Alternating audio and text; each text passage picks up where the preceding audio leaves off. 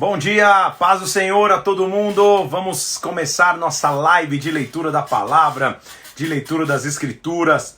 Que a presença de Deus venha sobre nós, que a glória do Espírito Santo caia sobre as nossas vidas. Que Deus possa nos abençoar, que Ele venha, fale conosco, que o Espírito se derrame em nome de Jesus Cristo. Bem-vindo você que está chegando aí, todo mundo que está na área, Soane Ferreira, Carla Corá, Carnieto, Vitor Bandeira Oficial, Gestação de Ouro, Natália Bandeira aqui, muito bem, Mauro Assis, glória a Deus, vamos para mais uma, Naldo Bernardo, quantas pessoas chegando, vamos nessa?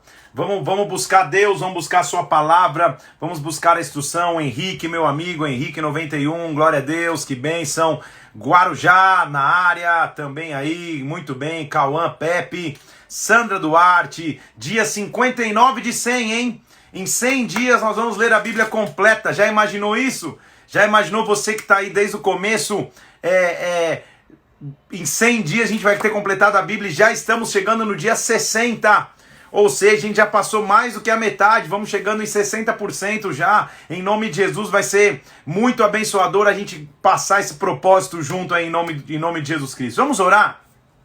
Para que Ele fale conosco mais uma vez. Vamos orar? Pai, em nome de Jesus, vem sobre as nossas vidas agora, manifesta a Tua glória, o Teu poder, nos traz a direção que nós precisamos em nome de Jesus Cristo, meu Deus, em nome do Senhor Jesus. Vem agora, Pai, derrama da Tua sabedoria sobre a minha vida, sobre a vida dos meus irmãos que estão aqui, abre o nosso entendimento para que a gente possa, à luz da Tua palavra, receber instrução, direção, revelação, Senhor, em nome de Jesus Cristo. Nós colocamos diante de Ti, que o Teu reino venha sobre nós agora, que a Tua vontade seja estabelecida em nossas vidas, em nome do Senhor Jesus, eu oro, em nome de Jesus, amém e amém. Olha lá, a galera já está pedindo, pastor faz isso todo ano, pastor Nego Vieira, São Luís presente, é isso aí, pastor Nego. Michele, Malta, Alessandra, pois é, né, estamos só no dia, mas já no dia 60, e a galera já está com saudade, calma que ainda vão ter mais 41 dias, não é? Porque hoje é o dia 59. Então vamos nessa. Eu já estou vendo lá na frente o dia que nós vamos terminar com uma grande festa em nome de Jesus. Então vamos lá. Vamos mergulhar na palavra de Deus? Nayala, tô te vendo aí, que bênção. Pastora Natália, Deus abençoe.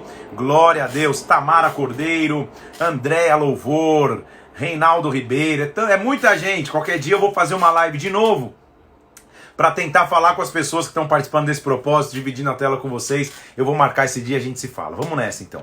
Nós estamos no meio do livro de Isaías, um profeta da parte de Deus. Como eu te disse, profeta é aquele que constrange o povo ao arrependimento, constrange o povo para se arrepender. Profeta é aquele que é o intermediário entre Deus e o povo, e entre o povo e Deus, e profeta é aquele que fala das coisas que estão por vir. A gente vai ver tudo isso em Isaías. Porém, vamos combinar um negócio, né, gente? Profeta é alguém que funciona num outro Wi-Fi. Tipo, tá todo mundo num 3G bem fraquinho, o profeta já tá no 300 mega fibra ótica. O profeta é mais ou menos assim. Então a gente tem que tentar acompanhar a linha de pensamento dele, por quê? Tem hora que ele está falando para a situação do presente, tem hora que ele está tendo uma visão em relação ao futuro, tem hora que ele está... as pessoas inclusive brincam que esse trecho aqui, que a gente leu ontem parte hoje, é o Apocalipse de Isaías, e tem hora que ele está falando do fim dos tempos, tem hora que ele está falando do Messias, o povo nem foi para o exílio, tem hora que ele está falando do povo já voltando do exílio, então profeta é outro Wi-Fi, é outra categoria. Então a gente tem que fazer um esforço aqui para entender, e para a coisa não ficar sem sentido, para entender, calma aí, ele está falando isso para quê? Para quem, que hora, que momento, quando, onde, deixa eu voltar para a terra, é mais ou menos assim com o profeta, tudo bem?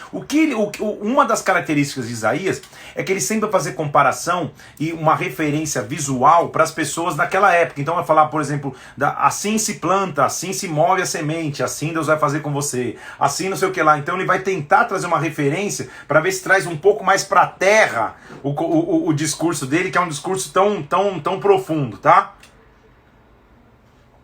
Vamos começar então? Hoje nós começamos em Isaías capítulo 23. Isaías 23 até o 36 nós vamos hoje. A gente estava vendo numa sequência onde ele profetizou contra vários povos vizinhos ao povo de Deus, também profetizou contra Jerusalém e contra Israel. Lembra que o reino estava dividido, e agora ele vai profetizar contra Tiro, que na verdade é a Fenícia, a região dos fenícios. Então mais uma vez a gente vai ver ele falando o que vai acontecer quando Deus pesar a mão sobre um povo vizinho, sobre um povo inimigo, e nesse caso os tíros ou os fenícios, tá? Então olha lá, versículo 1 do capítulo 23. Sentença contra Tiro. Uivai, navios de Tarsis, porque está assolada a ponto de não haver nela casa nenhuma, nem ancoradouro. Da terra de Chipre lhe foi revelado. Os navios de Tarsis eram navios de grande imponência para o comércio, de grande poder financeiro, grande poder de mercado. E ele está dizendo, uivem navios, que vocês passem a uivar, ou seja, entrem em desespero, porque Deus vai se manifestar. Olha lá, versículo 2. Calai-vos, moradores do litoral, que enriqueceram navegando pelo mar, ou seja, vocês enriqueceram com o mercado marítimo, com o mercado que usa as águas, mas calai-vos, ou seja, Deus vai se manifestar sobre vocês também.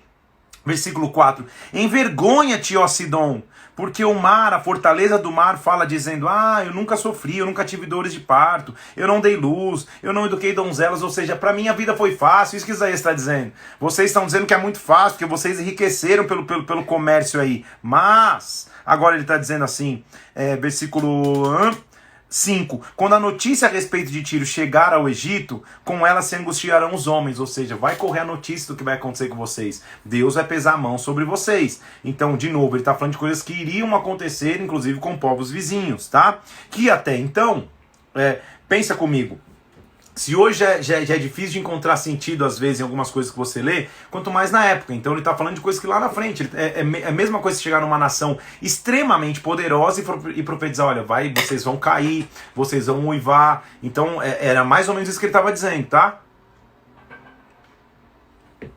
Vamos lá.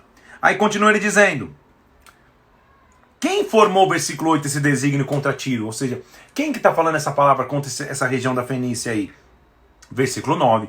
O Senhor dos Exércitos formou esse desígnio para denegrir a soberba de toda beleza e envilecer os mais nobres da terra. Então hoje vocês são nobres, hoje vocês têm grana pra caramba, hoje vocês são ricos, vocês são comerciantes marítimos, mas vocês vão ser denegridos na sua soberba. O Senhor estendeu a mão sobre o mar, versículo 11, turbou os reinos. Nunca mais exultarás, versículo 12, oprimida, você não terá descanso.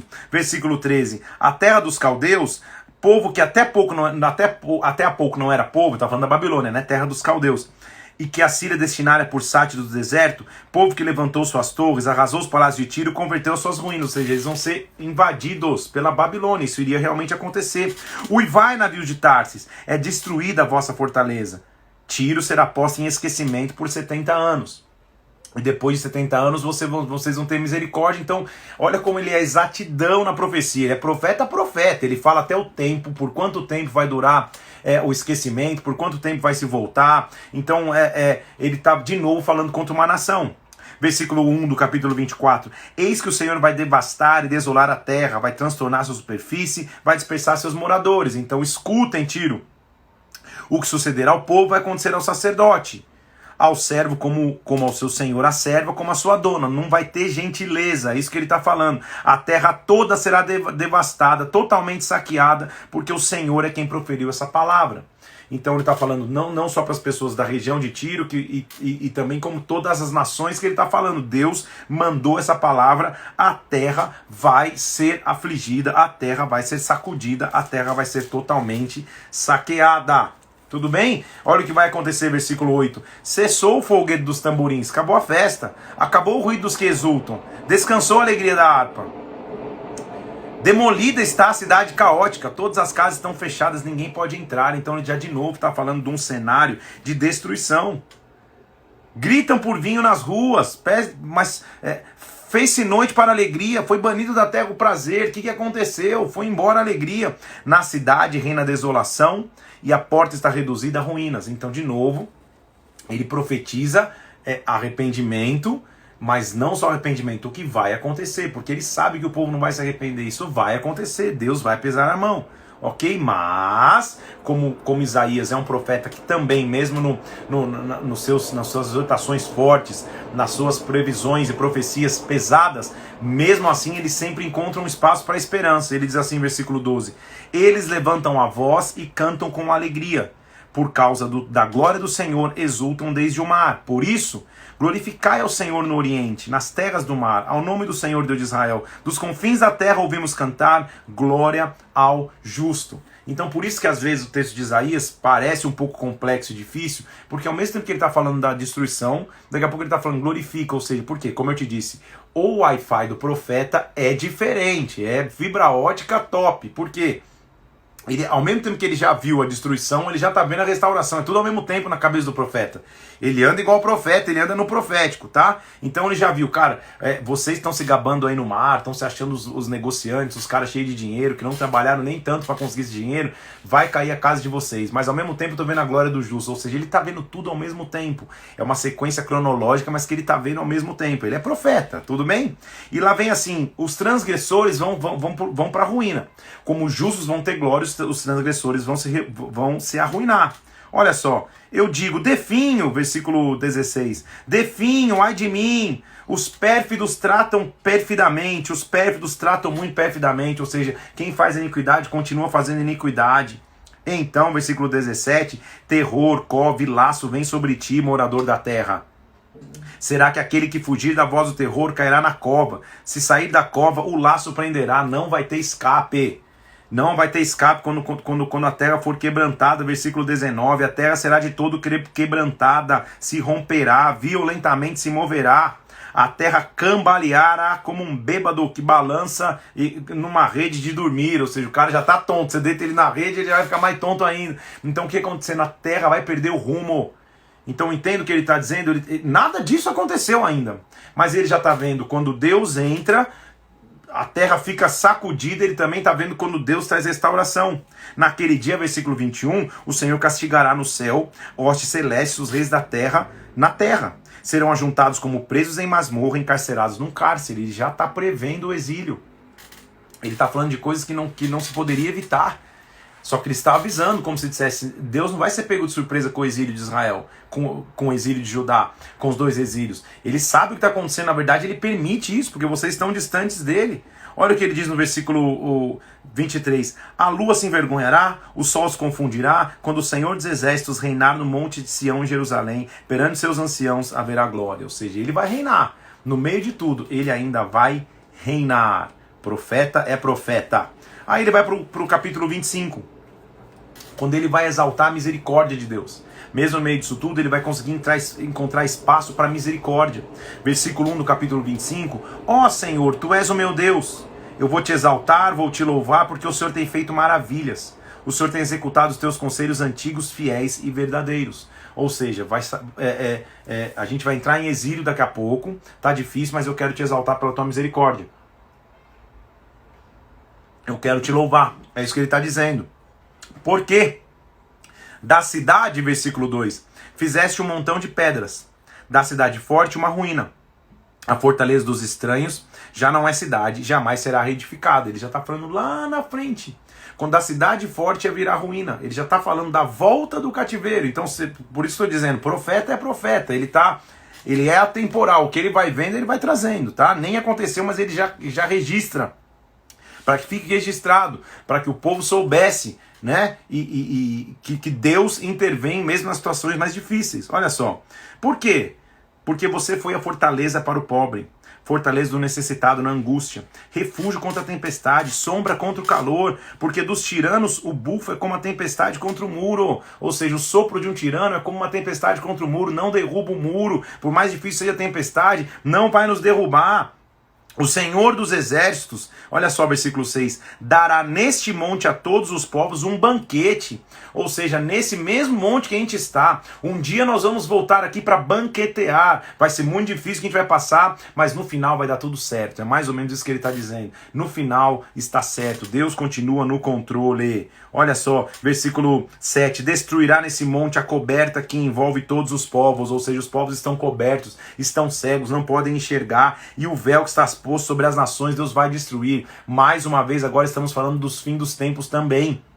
Ele está falando daquela geração, da volta do exílio, mas também está falando de quando Deus descortinar a cegueira que os povos vivem e estabelecer no seu monte. Versículo 8, tragará, ou seja, vencerá a morte para sempre. Do que ele está falando? Senão profeticamente daquele que pôde dizer: onde está a morte, a tua vitória?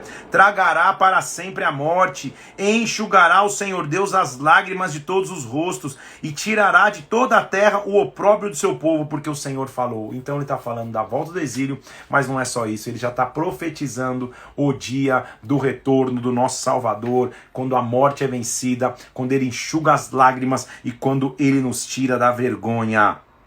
Naquele dia vai se dizer: eis que este é o nosso Deus que esperávamos, ele nos salvará, este é o Senhor a quem aguardávamos, na sua salvação exultaremos e nos alegraremos. Então ele vai fazer, no final de tudo ele vai cuidar, porque a mão do Senhor descansará neste monte. Moabe será trilhado no seu lugar, como se pisa a palha na água da cova da esterqueira, do local onde fica o cocôzinho lá, os estercos. Como se pisa essa palha ali para fazer adubo, assim ele vai pisar Moabe. No meio disso estenderá-lhe as mãos, como estende o nadador para nadar. Mas o Senhor lhe abaterá, e a altivez, não obstante a perícia das suas mãos, abaixará as altas fortalezas de seus muros, abater-lhe-ás, derribarás por terra até o pó. Deus vai derrubar Moabe, o inimigo. Deus vai destruir o inimigo e vai fixar o seu povo. Volta do exílio, mas também o retorno de Cristo. Tudo bem? Naquele dia, versículo 26, se entoará este cântico na terra de Judá. Que cântico é? Nós temos uma cidade forte. Deus lhe põe a salvação por muros e baluartes. Ou seja, vai se cantar um cântico e vai se dizer: nós temos uma cidade forte.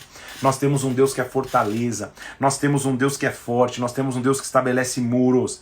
Abram-se portas para que entre a nação justa que guarda a fidelidade. Versículo 2. Se abram. Senhor, tu conservarás em perfeita paz aquele cujo propósito é firme, porque ele confia em ti. Então o desafio e o pedido de Isaías é: confiai no Senhor, versículo 4, perpetuamente, porque o Senhor é uma rocha eterna. Ele abate os que habitam no alto, na cidade elevada, abate e humilha-os até o pó. Os que se acham altivos, ele abate, mas ele para nós é uma rocha eterna. Ele é uma rocha de eternidade sobre nós. Nós andamos por caminho plano, de acordo com o versículo 7, a vereda do justo é plana. O Senhor aplana a vereda do justo, ou seja, o Senhor prepara o caminho para que o justo caminhe. É através do seu juízo, Senhor, no teu nome, na tua memória que está o desejo da nossa alma. Com a minha alma eu suspiro de noite por ti, meu espírito dentro de mim, eu te procuro diligentemente, versículo 9. Senhor, versículo 11, a tua mão está levantada, mas nem por isso a vem. Porém verão o teu zelo pelo povo e se envergonharão, e o teu furor por causa dos teus adversários que os consumam. Senhor, não é todo mundo que te vê e te enxerga, mas eles vão ver como o Senhor zelou do teu povo, e quando eles verem isso, eles vão se envergonhar. Senhor, versículo 12, nos concede paz, porque todas as nossas obras tu as fazes por nós. Senhor Deus nosso, outros senhores têm tido domínio sobre nós, mas graças a ti somente é que louvamos o teu nome. Senhor, nós estamos no cativeiro, nós vamos estar no exílio, nós vamos estar cativos, mas outros senhores dominam sobre nós, mas nós louvamos o teu nome. Isaías está trazendo uma palavra de esperança que é atemporal, não é só para aquele tempo, mas é para este. Muitas pessoas hoje estão em cativeiros, nós não somos desse mundo, mas estamos nele, então nós também estamos num exílio, tá entendendo comigo? E Deus vai soprar a trombeta para que um dia nós nos reunamos na presença dele. Lá vem ele assim, ó. Senhor, na angústia te buscaram. Versículo 16. Vindo sobre eles a tua correção, derramaram suas orações. Eles se arrependeram, Pai. Ele está vendo lá na frente, estou dizendo. O profeta está no Wi-Fi fibra ótica. Versículo 17. Como a mulher grávida, que quando está chegando a hora de dar luz, ela se contorce em gritos. Assim nós somos na tua presença, Senhor. Está doendo, Pai. Nós estamos gemendo para nascer alguma coisa. A gente está assim. Nós concebemos. Nós nos contorcemos com dores de parto. Mas o que demos à luz foi vento, ou seja, quando a gente tentou sozinho, a gente deu luz a nada, não trouxemos à terra livramento algum, não nasceram moradores do mundo, ou seja, Senhor, a gente sozinho não vai a lugar nenhum. Então, olha que nesse momento, os vossos mortos e também o meu cadáver viverão, ressuscitarão, despertai e exultai, porque o teu orvalho, ó Deus, orvalho de vida que dará luz aos mortos. Senhor, nós precisamos da tua vida sobre a nossa morte. Se eu ficar sozinho, gerando com dores, eu vou gerar vento, vou gerar nada, eu preciso da tua mão. Então olha a indicação de Isaías, segura um pouco, só para você ver se não é semelhante ao que a gente está vivendo agora. Vai, pois, povo meu, entra nos teus quartos, fecha as tuas portas sobre ti, esconde-se por um só momento até que passe a ira. Meu Deus, era mais ou menos o fique em casa, hashtag fique em casa, Isaías disse. Ele falou assim, entra no teu quarto, entra na tua casa, esconde por um momento, a ira vai passar, ou seja, a mão do Senhor vai passar, a mão dele vai passar. Pois eis que o Senhor sai do seu lugar para castigar a iniquidade dos moradores da terra. A terra descobrirá o sangue que ela já derramou e já não encobrirá aqueles que foram mortos. Ou seja, Deus está vindo para com a sua justiça honrar os justos. É isso que Isaías estava dizendo. Tudo bem? Maravilhoso esses textos, hein? Vamos combinar? Isaías é o profeta fibra ótica. Está em outra zona de Wi-Fi. Lá vem ele. Versículo 27, versículo 1 do capítulo 27. O que acontece quando Deus se manifesta com justiça? Ele pesa a sua mão, mas ele salva o seu povo. Vamos nessa? Naquele dia o Senhor castigará com a sua espada dura. Quem ele vai castigar?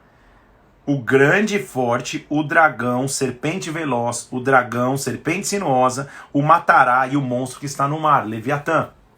Então naquele dia, a justiça, na verdade, é contra o dragão forte e grande. Dragão, rabachúrias.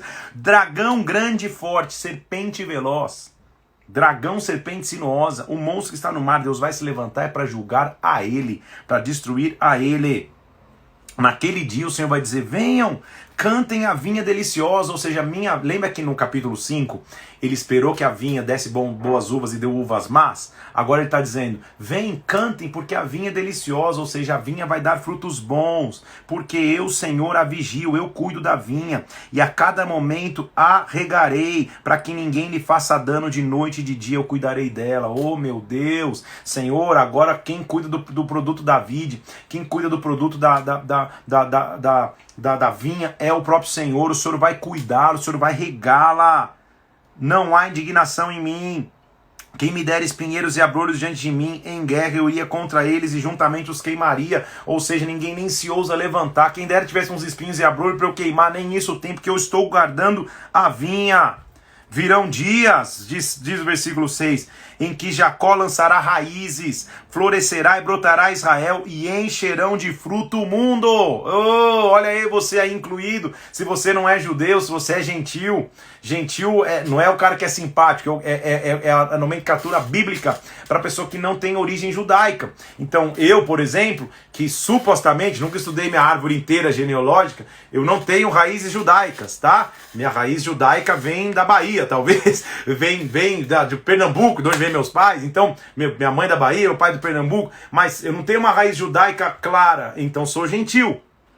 Eu me enquadro nisso aqui. Haverá um dia em que Jacó vai lançar raízes, vai florescer, Israel vai brotar e encherão de fruto o mundo. Então ele está falando que eu vou poder encontrar judeus, pessoas de Israel no mundo inteiro, como a gente vê hoje, mas também é uma evidência de que frutificaria essa vide, frutificaria essa vinha.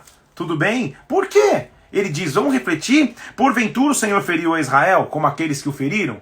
Deus feriu Israel de verdade? Deus matou Israel como aqueles que o mataram? Não. Na verdade, Deus os tratou com exílio, versículo 8. Com forte sopro os expulsou no dia do vento, ou seja, Deus os preservou. Então, Isaías, por isso que eu estou dizendo que ele é... O exílio não está acontecendo ainda, mas ele já está falando do exílio. Então ele está dizendo assim, Deus não acabou com a nação de Israel. Lembra que o exílio de Israel aconteceu um pouquinho antes de Judá? Os dois entraram em exílio. Então ele está dizendo, Deus não acabou com Israel. Deus o está tratando como exílio somente. Ou seja, o exílio de alguma maneira os vai preservar. Então, versículo 9, será perdoada, expiada a culpa de Jacó. Este é todo o fruto do perdão do seu pecado. Esse é o fruto do perdão do seu pecado, eles vão ser perdoados. Quando o Senhor fizer a todas as pedras do altar como pedras de cal feitas em pedaços, Deus vai destruir o altar. Não ficarão de pé os ídolos, os altares de incenso. Deus vai quebrar a idolatria mundana. A cidade fortificada está solitária, habitação desamparada e abandonada como um deserto. A cidade que antes era forte vai ficar abandonada, ali vai ficar só pastando bezerro, devorando seus ramos. Quando seus ramos se secam, são quebrados. Aí lembra que eu digo que ele faz analogia de coisas naturais? Então, quando um ramo se seca e quebra, ele está falando, lembra que as mulheres vêm, queimam os ramos quebrados? Assim é esse povo, não é povo de entendimento. Aquele que o fez não se compadecerá dele, aquele que o formou não lhe perdoará. O povo que não tem entendimento é como um ramo quebrado que é queimado. Isso que ele está dizendo, olha lá. Naquele dia em que o Senhor debulhar o cereal desde o Eufrates até o ribeiro do Egito, filhos de Israel, vocês vão ser colhidos um a um. Quando você debulha cereal, você vai tirando os grãos, ele está dizendo, Deus vai colher um a um, filho de Israel. Vocês estão na minha mão. Naquele dia, versículo 13, vai se tocar uma grande trombeta, e os que andavam perdidos na terra da Síria, os que foram desterrados para o Egito, voltarão e adorarão ao Senhor no Monte Santo em Jerusalém. Então essa também é uma profecia escatológica. Por isso que nós vemos hoje uma relação importante quando nós vemos muitos judeus entendendo a importância de voltar para a sua terra. São as trombetas tocando para que eles voltem e profeticamente um dia eles vão adorar junto ao Senhor no Monte Santo em Jerusalém, tudo bem? Então essa é uma das evidências escatológicas. Isso, quando a gente vai falando lá na frente, Apocalipse, a gente vai mergulhar com mais calma. Mas Isaías é punk demais, ele já começa a ter visões de tudo. Aí lá vem o capítulo 25.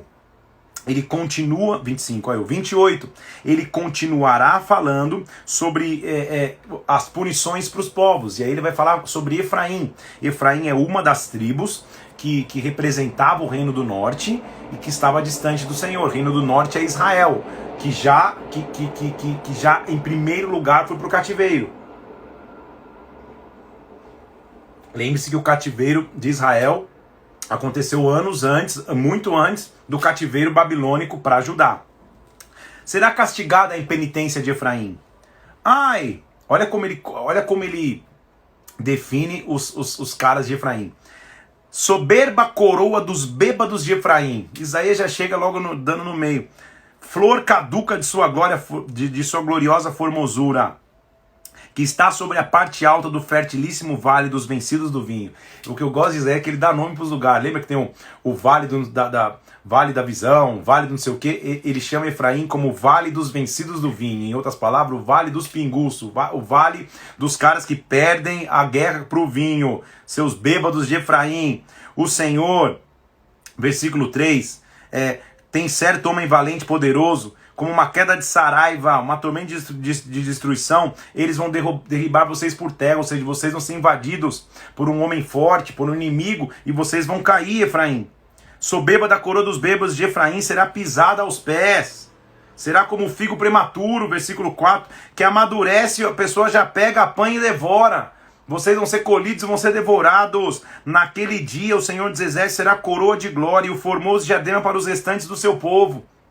Deus vai cuidar dos remanescentes. Naquele dia Deus vai cuidar. Ele vai ser espírito de justiça. Ele vai se sentar para julgar. Mas a mão de Deus vai vir sobre Efraim. Assim como também vai vir sobre os que habitam em Jerusalém.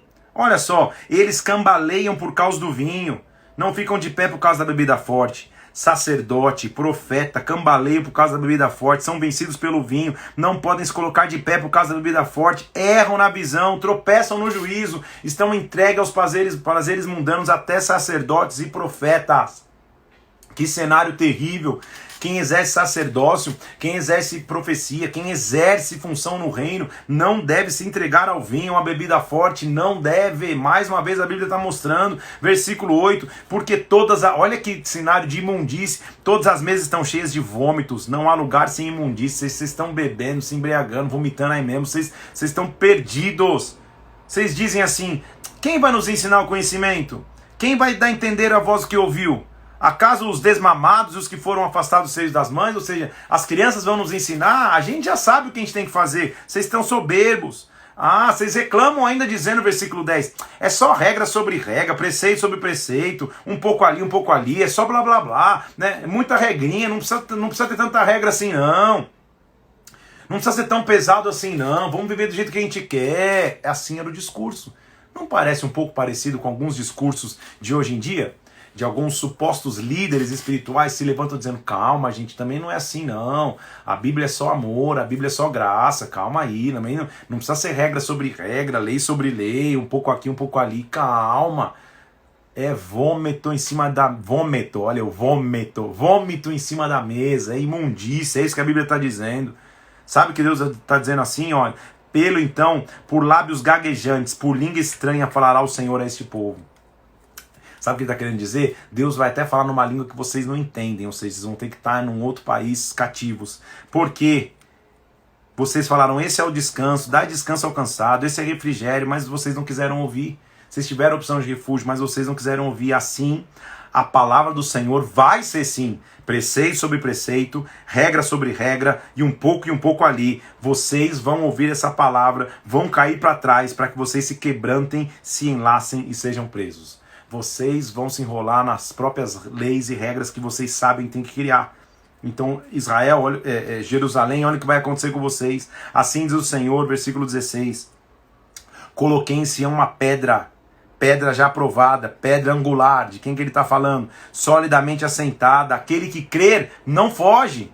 Quer ter intimidade com essa pedra? Agora eu farei do juízo a régua da sua justiça, e o prumo a saraiva varrerá o refúgio da mentira, e as águas arrastarão o esconderijo. Ou seja, para estar comigo tem que estar em verdade, tem que estar em sinceridade, tem que estar em transparência. É isso que ele está dizendo. Porque ele vai com essa aliança. Versículo 18. A morte será anulada, o acordo com a lei não subsistirá. Quando o dilúvio do açoite passar, sereis esmagados por ele. É tempo de desconcertar isso que ele está dizendo. Vocês vão ser esmagados. A aliança com a morte de vocês vai ser anulada. A aliança que vocês acham que tem com além, com os outros deuses, não vai subsistir. Nesse dia, olha que analogia interessante, versículo 20. A cama será tão curta que ninguém se vai poder deitar nela. O cobertor tão estreito que ninguém se pode cobrir com ele. Vocês vão passar dificuldades, porque o Senhor se levantará. Então ele diz, versículo 22, não mais escarneçais, para que os vossos grilhões não fiquem mais fortes ainda, porque já do Senhor dos Exércitos ouvi falar de uma destruição e já está determinada sobre a terra. Deus está vindo. Então não se enrola mais não, ele está falando para os sacerdotes, não se enrola mais não. Fica firme na presença de Deus, inclina os meus ouvidos e ouvi a minha voz, atentem ao meu bom discurso. Olha só o que ele está dizendo. Aí de novo, analogias com coisas do cotidiano, daquela sociedade. Porventura, lavra o dia todo o lavrador para semear? Ou todo dia sulca a terra e a esterroa? Ou seja, o lavrador fica o dia inteiro trabalhando na terra e não semeia, é isso que ele está querendo dizer, tá? Porventura, quando já tem nivelado a superfície, ele não espalha a semente? Não semeia o cominho? Não lança nela o trigo? Ou seja, ele não fica só trabalhando a terra sem semear. Tem que semear, não é só trabalhar a terra, isso que ele está falando. Pois o seu Deus assim o instrui, devidamente o ensina. Então quem ensina o lavrador quando trabalhar e quando semear? Deus. Que analogia é essa que o profeta está tentando dizer? Por que você está vivendo, trabalhando, correndo atrás sem buscar a direção a Deus? Por que você está vivendo sem plantar coisas para o futuro? É isso que ele está dizendo para a nação. Por que você está sendo como um lavrador que só abre buraco na terra, mas não joga semente? Que valia tem? É isso que ele está falando. Agora, o lavrador que conhece, ele abre o buraco, ele sabe a hora de jogar semente, mas quem o instrui é Deus. Em outras palavras, Isaías está dizendo, o que você está plantando para o amanhã? Quais são os projetos e sonhos que você tem para o amanhã? Quais são as expectativas que você tem amanhã? Não espere colher se você não plantar. Não espere colher se você não colocar na terra a tua semente. Quem vai destruir é Deus. Olha só o versículo 28. Acaso é esmiuçado o cereal? Ou não, de novo, ó. Porque o endro não se trilha com instrumento de trilhar, nem sobre o cominho se passa a roda de carro. Ele está falando de técnicas de plantio, que a galera sabia. Tem uma técnica correta para plantar.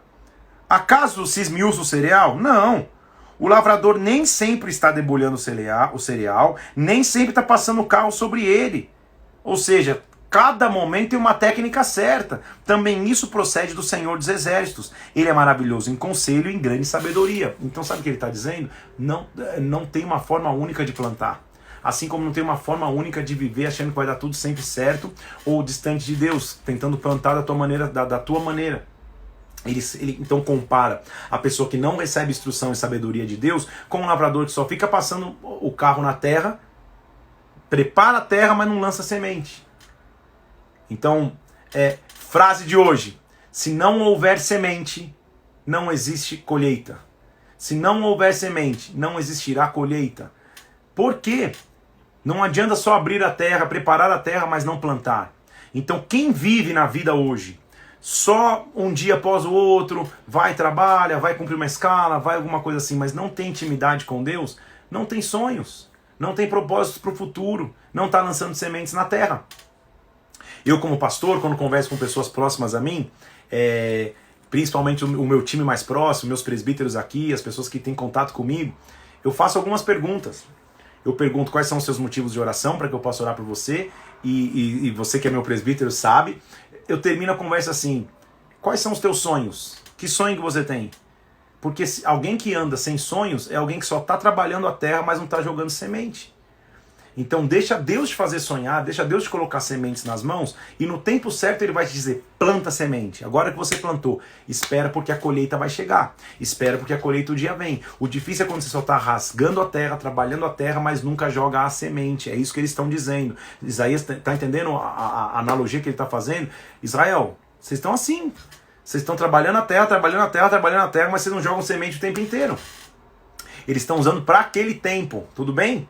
Então, vamos tentar usar esse versículo, de maneira atual.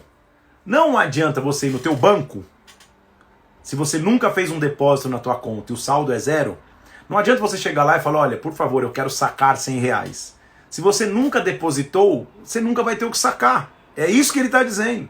Então, deposita para um dia você sacar. Espera o tempo certo de plantar, porque vai chegar o tempo certo de colher. Agora, não espere colher se você não plantou. É isso que ele está dizendo, tá? Então, isso é muito importante. Se não existir semente, não existirá colheita.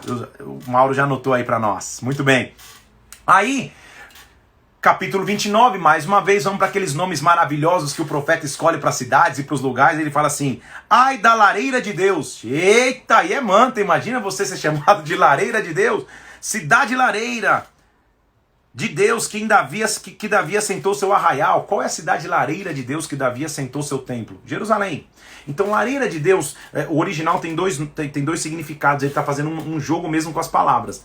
Lareira de Deus significa cidade leão, ou seja, onde o leão está, onde o leão ruge. Mas lareira de Deus também significa o altar de sacrifício, o lugar onde só fica o pó.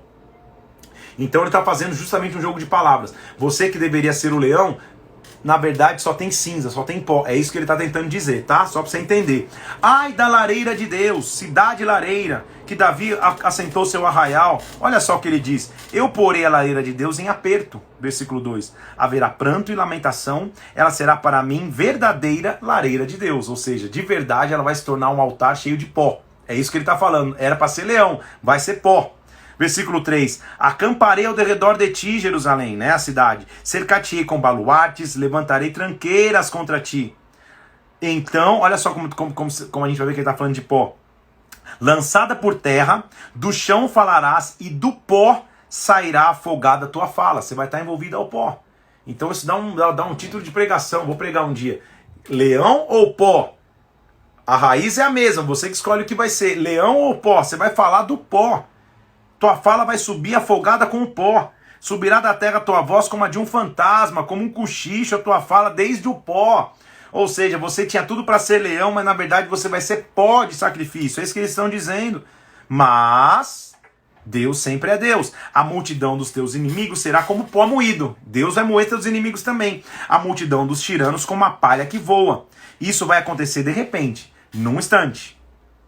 Do Senhor dos Exércitos vem o castigo, com trovões, terremotos, grande estrondo, tufão de vento, tempestades e chamas devoradoras. Deixa eu corrigir o versículo 5 aqui, a interpretação e a análise. O que ele está fazendo? Mais uma vez um joguete de palavras. Você vai virar pó, e assim como você vai ver o seu pó, você vai ver os inimigos vindo em pó, ou seja, em grande quantidade. É isso que ele está falando, tá? Ele está escrevendo de maneira muito inteligente, porque é óbvio, ele está sendo instruído. Você tinha tudo para ser leão, virou cinzas. Agora, além de cinzas, você vai ver o teu inimigo como pó, em grande quantidade, vindo contra ti, de repente, num instante, como palha que o vento espalha, ou seja, é muita gente que vai vir contra ti, e vem do Senhor isso. Como sonho e visão, será a multidão das nações que vão pelejar contra a lareira de Deus, vem uma grande multidão lutar contra vocês. Será também como um faminto que sonha que está a comer, mas acorda e ainda está vazio. Ei, quarentena, como que está com sede, sonha que está bebendo, mas acorda com mais sede ainda. Assim será a multidão das nações que pelejarem contra o Monte Sião, ou seja, eles vão vir insaciáveis lutar contra nós. E nós estamos cegos. Lembra que ele traz o povo ao arrependimento? Fiquem estatelados, ele diz.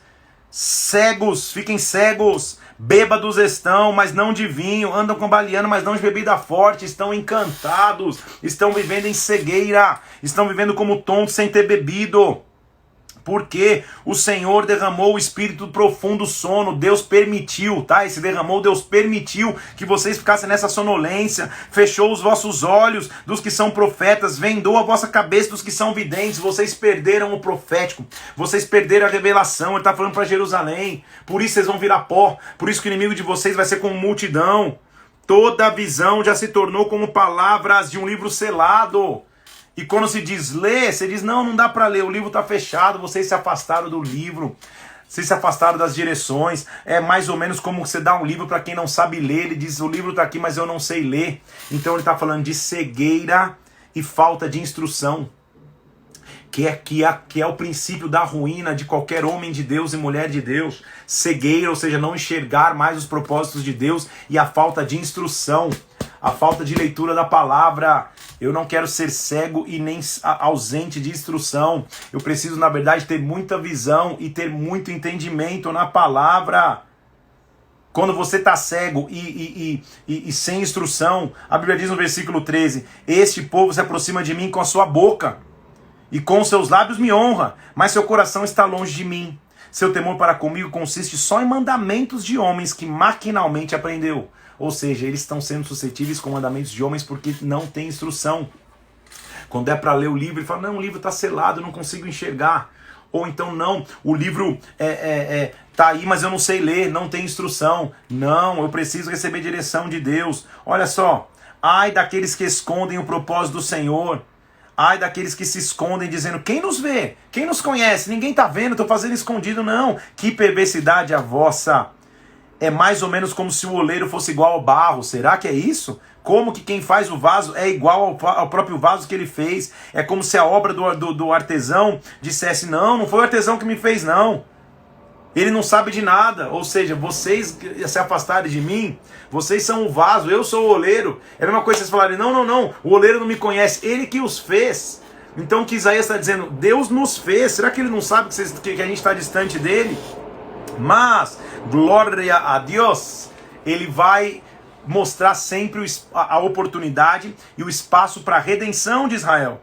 Então, não vai demorar muito, o Líbano vai se transformar num pomar, e o pomar não será, o pomar não será tido por bosque. Então, mais uma vez, já está falando da redenção. De novo, outro Wi-Fi, fibra ótica, ele já viu a queda e já viu a redenção. Ele está num segundo vendo tudo. Então ele está dizendo, sabe o que vai acontecer com o Líbano? Ou seja, o Líbano na figura dos opressores, dos que levaram o povo cativo, ele vai se tornar um pomar. E não só pomar, bosque. Ou seja, ele vai florescer ao tal ponto que o que era deserto vai virar floresta. Naquele dia, versículo 18, os surdos ouvirão as palavras do livro. Lembra os que não podiam ouvir? Os cegos vão estar livres da escuridão das trevas, vão ver. Os mansos vão se alegrar. A alegria do Senhor, os pobres entre os homens se alegrarão no Santo de Israel, porque o tirano, versículo 20, vai ser reduzido a nada. O escarnecedor já não existe, ele já está falando da redenção. Então como é bom estar diante de um Deus que tem controle de tudo. que tem controle de toda a história, vai vir a redenção, porque assim diz o Senhor, versículo 22, acerca da casa de Jacó, assim diz o Senhor que remiu Abraão, Jacó já não será envergonhado, não mais se empalidecerá o seu rosto. Mas, quando ele e seus filhos virem a obra das minhas mãos, santificarão o meu nome, santificarão o santo de Jacó, temerão o Deus de Israel. Aleluia! Muito bem, temos mais 6 capítulos hoje. E o que a gente vai começar a ler agora? Você vai lembrar comigo que lá em 2 Reis, se eu não me engano, no capítulo 18, houve um momento em que a Síria veio atacar Judá, e Judá almejou fazer uma aliança com o Egito para se proteger da Assíria, sendo que eles já tinham sido libertos algumas vezes da maneira poderosa da mão de Deus. Nessa vez, quando a Síria vem, ao invés de confiar em Deus, eles querem ir atrás do Egito para fazer uma aliança para se proteger na guerra. E é óbvio que Deus vai negar e vai reprovar essa tentativa de aliança, porque era a demonstração que eles deixaram de confiar em Deus. Então é isso que Deus vai falar no capítulo 30, 31. A reprovação dele da busca de Israel para uma aliança com o Egito. Então lá vem ele. Ai de vocês, filhos rebeldes, diz o Senhor. Executam planos que não procedem de mim. Fazem aliança sem a minha aprovação. Para acrescentar pecado sobre pecado. Vocês estão de fazer uma aliança, não estão nem pedindo para mim a opinião. Vocês foram para o Egito, versículo 2, sem me consultar. Vocês buscaram refúgio em Faraó, abrigo na sombra do Egito. É isso que Deus está falando. O refúgio do Faraó se tornará em vergonha. O abrigo da sombra do Egito vai ser uma confusão. Por que vocês foram fazer isso? O Senhor, versículo 14, quebrará como se quebra o vaso do oleiro, despedaçando sem nada poupar. Porque, assim diz o Senhor, o Santo de Israel, em vos converterdes e sossegardes, versículo 15, está a vossa salvação. Na tranquilidade e na confiança está a força, mas vocês não quiseram. Por que vocês não confiaram em mim? Por que vocês voltaram para o Egito? Por que vocês querem aliança com o Egito? Eu vou trazer consolo. Eu em Sião vou dar uma promessa para vocês. Versículo 19. O povo habitará em Sião, em Jerusalém. Não chorará mais, certamente se compadecerá de ti, a voz do teu clamor, ouvindo a Deus, vai responder. Então Deus vai intervir, vocês não precisam buscar o Egito. Versículo 23, o Senhor dará chuva sobre as tuas sementes, que você semear na terra. Pão como produto da terra, será farto e nutritivo. Naquele dia o teu gado pastará em lugares espaçosos. Só que a ameaça de guerra estava presente. O que era mais fácil? Naturalmente buscar ajuda do Egito ou crer na palavra profética de que o Senhor vai cuidar, de que o Senhor vai fazer? Olha o que ele está dizendo. A Síria vai ser julgada. Os que estão vindo atacar vocês, eles vão ser julgados, não precisam ter medo. Precisam fazer aliança com o Egito. Olha lá, versículo 27. Eis que o Senhor vem de longe, ardendo em ira, no meio das nuvens, seus lábios estão cheios de indignação, ele é fogo devorador, a respiração dele é como uma torrente. Lembra que várias vezes ele fala isso? Ele já está vindo respirando, está fervendo, ele está vindo. Um cântico vai ter entre vocês, versículo 29, com alegria de coração. Versículo 21, a voz do Senhor será apavorada à Assíria, quando ele a fere com vara, com pancada castigadora que o Senhor vai dar, ao som de tamborins e harpas. Confiem. Egito, versículo 1 do capítulo 31. Vocês que descem para o Egito, que confiam nos cavalos, que confiam nos carros, que são muitos fortes, mas não atentam para o santo do Senhor, nem buscam ao Senhor, ou seja, vocês estão buscando cavalo e carro do Egito? Não. Todavia, ele se levantará contra a casa dos malfeitores, contra os que praticam a iniquidade. Olha o que ele diz no versículo 3. Os egípcios são homens, não são deuses. Quando o Senhor estender a mão, cairão por terra tanto o auxiliador como o ajudado. Deus vai derrubar todo mundo e ambos juntamente serão consumidos. Ou seja, vocês estão indo buscar ajuda em quem não pode trazer ajuda nenhuma. Convertei-vos, versículo 6, filhos de Israel, para aquele que vocês tanto se afastaram. Porque naquele dia ele vai lançar fora os seus ídolos de prata e ouro, as mãos que vocês fabricaram que foram pecaminosas. A Síria vai cair pela espada, não de homem, versículo 8, não de homem. Deus vai agir contra a Síria. Então confiem no Senhor. Vai ter um rei justo que vai reinar, versículo 32, versículo 1 do capítulo 32. Reinará um rei com justiça, em retidão governarão os príncipes. Deus vai reinar. Mulheres de Jerusalém também, versículo 9, vivam despreocupadamente, escutem a minha voz, inclinem os ouvidos, porque daqui a 1 ano e dias vocês vão tremer, mulheres que estão confiantes hoje. Tremei, vocês que vivem sem preocupação, turbai-vos, vocês que estão confiantes demais. Porque sobre a terra virão espinheiros, versículo 13, o palácio vai ser abandonado, vai ser difícil, mas, versículo 15, até que se derrame sobre nós o Espírito lá do alto. Então o deserto se tornará em pomar, o pomar em floresta, em bosque. O juízo habitará no deserto, a justiça morará no pomar. O efeito da justiça será paz, o fruto da justiça repouso e segurança para sempre. Deus continua no controle. Tudo bem? Aí ele continua dizendo...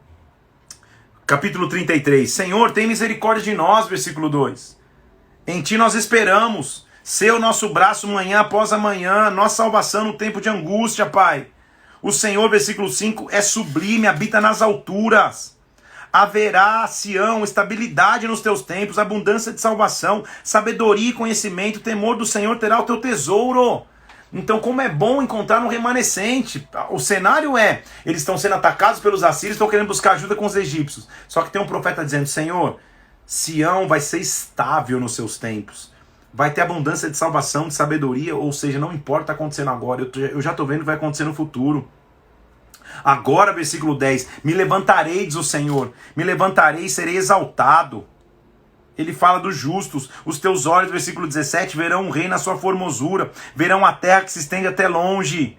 Olha, versículo 20, para Sião, olha para a cidade das festas, teus olhos verão Jerusalém, habitação tranquila, tenda que não será removida, estacas nunca serão arrancadas, não vão ser arrebentadas as suas cordas, ou seja, Deus vai preservar. Em outras palavras, o que Isaías está dizendo, não se preocupe com as ameaças, se preocupe com o poder de Deus. Aí ele fala no capítulo 34, todas as indignações que ele teria com todas as nações. Nações, ele começa assim, chega aqui para ouvir o que Deus vai fazer com vocês, versículo 1. Escutem, ouça a terra, toda a sua terra na sua plenitude, o mundo, tudo que produz, escutem. Versículo 4, o exército do céu se dissolverá, os céus se enrolarão como um pergaminho, todo o exército cairá, como uma folha cai da videira, como uma folha cai da figueira, porque, versículo 8, será o dia da vingança do Senhor, o ano das retribuições pela causa de Sião, ou seja, nações, não é só a Síria não, escutem. Porque Deus vai se manifestar. Versículo 12, já não haverá nobres para proclamarem rei, seus príncipes já não existem, Deus vai vir para reinar. Nos seus palácios vão crescer espinhos, urtigas, nas suas fortalezas será habitação de chacal, morada de avestruz, ou seja, hoje vocês acham que são fortes, deixa Deus se levantar, deixa o céu agir, porque haverá uma felicidade futura em Sião. O que vai acontecer? Versículo 1 do capítulo 35. O deserto e a terra se alegrarão. O ermo exultará e florescerá. Ou seja, o deserto vai se alegrar. O ermo, o lugar seco, vai florescer. Florescerá abundantemente. Jubilará de alegria. Versículo 2. Vai ser dado o que antes era a glória do Líbano, o esplendor do Carmelo, ou seja, todos verão a glória do Senhor, o esplendor do nosso Deus. A guerra é grande, mas olha profeticamente, Isaías está dizendo, versículo 3, fortalecei as mãos frouxas, firmai os joelhos vacilantes, sede fortes, versículo 4, não temais, a vingança vem, a retribuição de Deus vem, ele vem e vos salvará. Ele nos salvará, aleluia.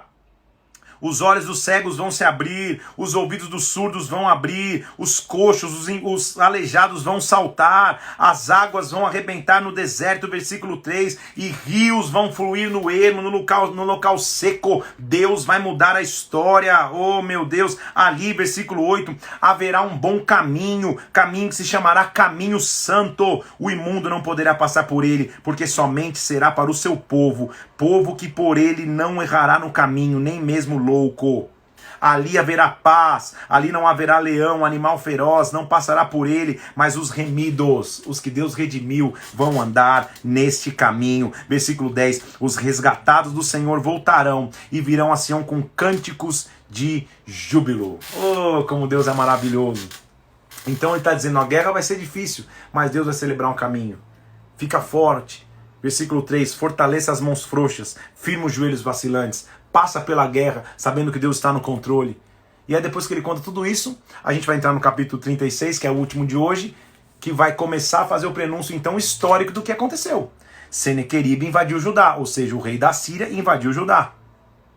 Ele invade Judá e o tal de Rabsaque, que está em 2 Reis 18, afronta Ezequias e ao Senhor, ou seja, um dos servos, um dos oficiais da Síria, chega e fala, gente, não é melhor vocês se entregarem? Porque a gente vai atropelar vocês. A gente já leu esse capítulo, esse acontecimento. Eles chegam para falar várias coisas e Eliaquim, Sebiná e Joá, eles falam assim, gente, faz o seguinte, fala em aramaico pro povo que está no muro não ouvir em judaico aqui, ficar desesperado. Eles falam, não, nós vamos falar em judaico mesmo. E eles falam para a galera que está no muro, os da Síria, desista dessa história de resistir, desista dessa história de confiar em Deus. Não é melhor vocês virem? Vem com a gente, deixa a gente levar vocês embora, porque vai ser melhor assim. Então vai terminar Isaías 36 nessa pressão do povo da Síria para que o povo de Israel se entregue sem lutar. Deixa eu ler para você, só para você ver aqui, ó. Vocês estão dizendo, versículo 7, confiamos no Senhor nosso Deus. Não é esse Deus cujos altares Ezequias removeu de Judá e Jerusalém, dizendo que só tem adoração em um lugar? Não é esse Deus aí que vocês nem sabem direito como adorar? Aí ele aqui falou assim para eles, gente, fala em aramaico, porque a gente vai entender, mas o povo que está no muro não precisa ouvir essa nossa confusão aqui. Eles falam, não, pelo contrário. Rabsaque, versículo 13, se colocou de pé, clamou em alta voz em judaico e falou, escutem, não se enganem. Quando Ezequias diz que vocês vão ser livrados, não se enganem quando ele diz, versículo 15, que o Senhor vai livrar vocês. Não se enganem, não. Faz as pazes comigo aqui. Vamos comer, vamos beber, cada um do seu próprio poço. Façam aliança comigo, vocês vão ficar em paz. A pressão era grande. Eles se calaram e não responderam, versículo 21. Então, Eliaquim, filho de Uquias, Sebiná, o mordomo, foram até Ezequias, que era o rei, e falaram, Ezequias, e aí, cara? Eles estão fazendo maior pressão, estão falando que se a gente não aceitar em paz ser levado cativo por eles, a casa vai cair. Assim termina a nossa leitura de hoje. O que acontecerá no próximo capítulo de nossa história do Parentflix? O que será que vai acontecer? Já vou te dar um spoiler. Ezequias, que era o rei, rasga as vestes e vai procurar Isaías. Tipo, Isaías, e agora, cara? A gente se entrega para a Síria assim desse jeito? E aí nós vamos ver amanhã qual vai ser a resposta de Isaías para essa grande ameaça que o povo estava sofrendo. Tudo bem? Tamo junto? Quanta coisa rica, como é bom entrar no Wi-Fi, fibra ótica profética de Isaías para entender as coisas por outro ângulo. Tamo junto aí? Que Deus te abençoe muito. Tô vendo muitas pessoas aqui dando um oi, muitas pessoas acompanhando a leitura bíblica. Como é bom ver todos vocês firmes e fortes, sabendo que em Deus a gente tem que plantar sementes. Lembrando então, algo importante a gente tem que saber de hoje. Não adianta só ficar lavrando a terra, abrindo vala no campo, se você não vai plantar sementes. Quem faz isso vive a vida sem sentido. Quem faz isso vive a vida sem planejamento. Quem recebe sabedoria de Deus está lavrando a terra, mas tem semente na mão, ou seja, não deixa de sonhar. Continua sonhando, plantando sementes, porque vai colher no futuro.